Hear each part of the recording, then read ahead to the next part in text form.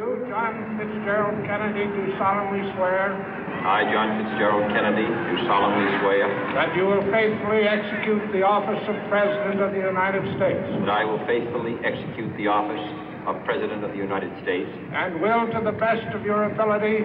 And will, to the best of my ability. Preserve, protect, and defend the Constitution of the United States. Preserve, protect, and defend the Constitution of the United States. So help you God.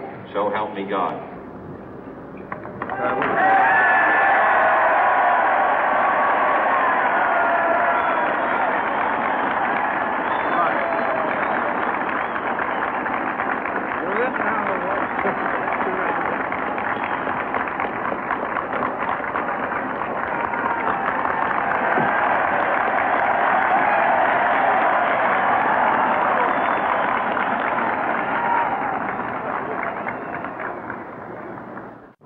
Vice President Johnson, Mr. Speaker, Mr. Chief Justice, President Eisenhower, Vice President Nixon, President Truman, Reverend clergy, fellow citizens.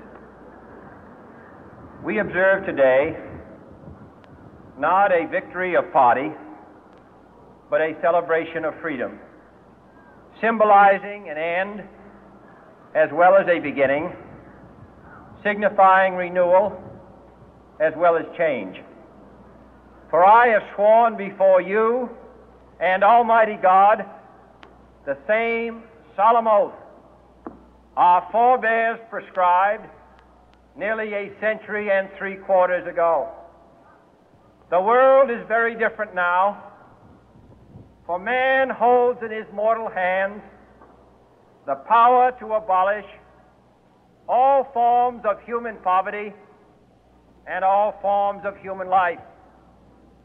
And yet the same revolutionary beliefs for which our forebears fought are still at issue around the globe. The belief that the rights of man come not from the generosity of the state, but from the hand of God. We dare not forget today that we are the heirs of that first revolution. Let the word go forth from this time and place to friend and foe alike that the torch has been passed to a new generation of Americans born in this century, tempered by war, disciplined by a hard and bitter peace, proud of our ancient heritage, and unwilling to witness or permit the slow undoing of those human rights to which this nation has always been committed and to which we are committed today at home and around the world.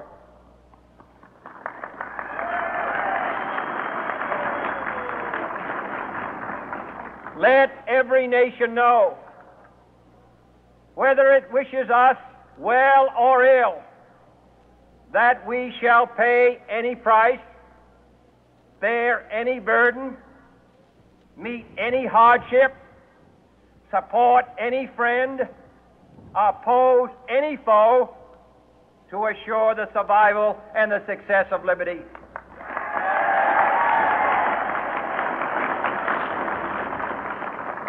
This much we pledge and more.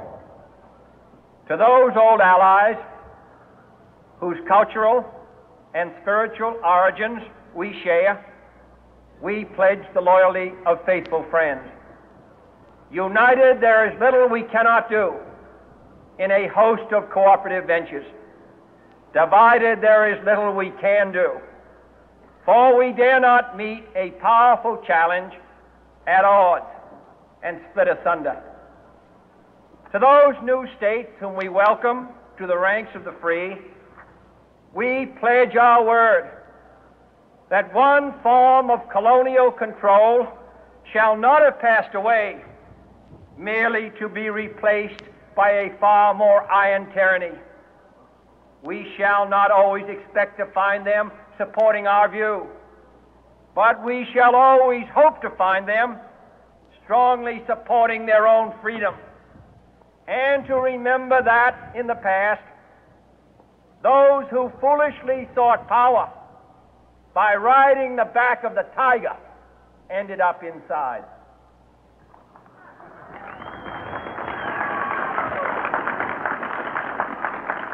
To those people in the huts and villages of half the globe struggling to break the bonds of mass misery, we pledge our best efforts to help them help themselves for whatever period is required, not because the communists may be doing it, not because we seek their votes, but because it is right. If a free society cannot help the many who are poor, it cannot save the few who are rich.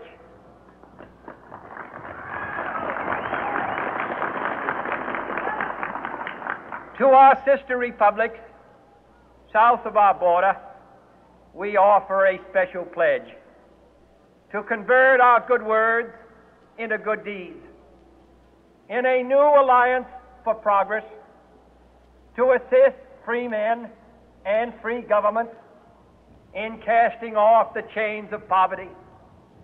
But this peaceful revolution of hope cannot become the prey of hostile powers. Let all our neighbors know that we shall join with them to oppose aggression or subversion anywhere in the Americas. And let every other power know that this hemisphere intends to remain the master of its own house.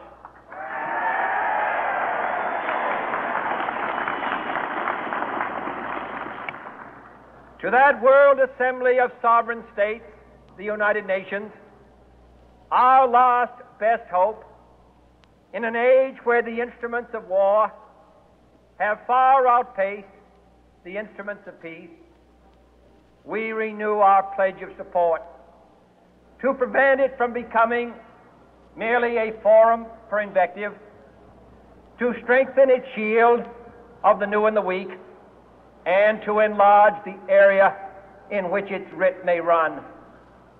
Finally, to those nations who would make themselves our adversary, we offer not a pledge, but a request that both sides begin anew the quest for peace.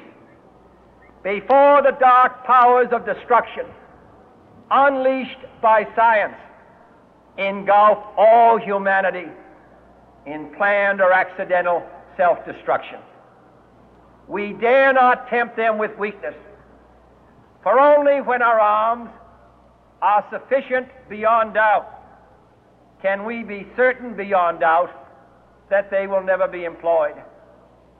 But neither can two great and powerful groups of nations take comfort from our present course, both sides overburdened by the cost of modern weapons, both rightly alarmed by the steady spread of the deadly atom, yet both racing to alter that uncertain balance of terror that stays the hand of mankind's final war.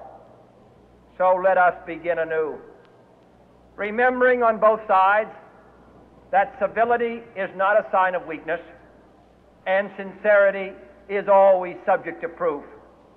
Let us never negotiate out of fear, but let us never fear to negotiate.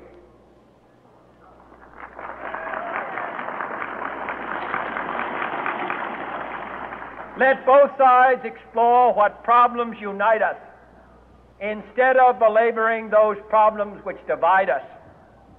Let both sides, for the first time, formulate serious and precise proposals for the inspection and control of arms, and bring the absolute power to destroy other nations under the absolute control of all nations.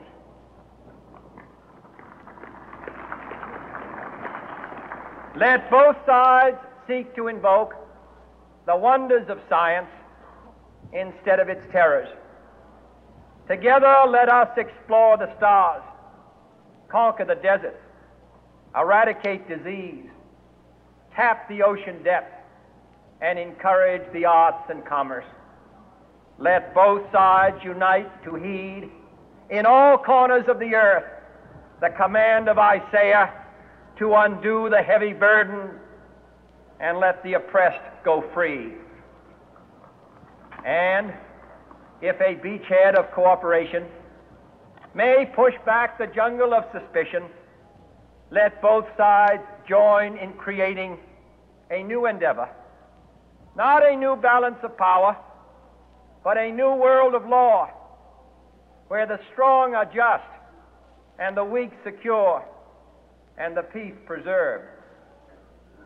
All this will not be finished in the first 100 days, nor will it be finished in the first 1,000 days, nor in the life of this administration, nor even perhaps in our lifetime on this planet. But let us begin.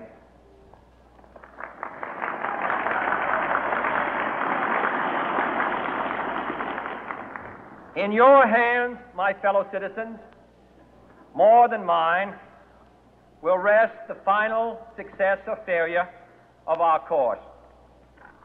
Since this country was founded, each generation of Americans has been summoned to give testimony to its national loyalty.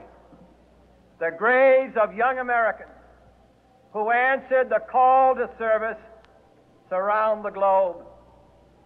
Now the trumpet summons us again, not as a call to bear arms, though arms we need, not as a call to battle, though in battle we are, but a call to bear the burden of a long twilight struggle, year in and year out, rejoicing in hope, patient in tribulation, a struggle against the common enemies of man, tyranny, poverty, disease, and war itself. Can we forge against these enemies a grand and global alliance, north and south, east and west, that can assure a more fruitful life for all mankind? Will you join in that historic effort?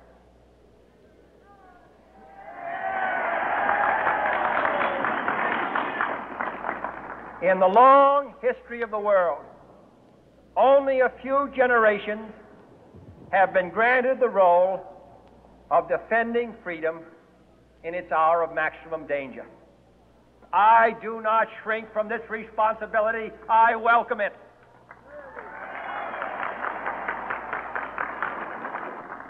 I do not believe that any of us would exchange places with any other people or any other generation.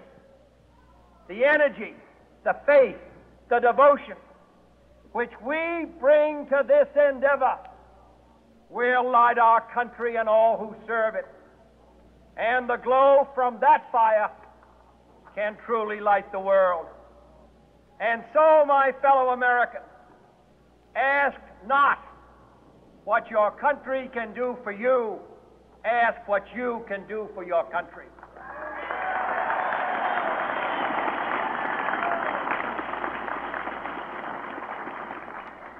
My fellow citizens of the world, ask not what America will do for you, but what together we can do for the freedom of man.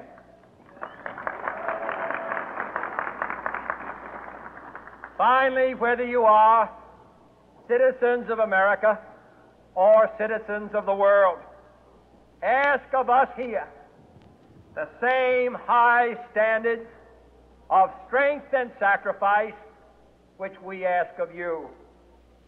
With a good conscience, our only sure reward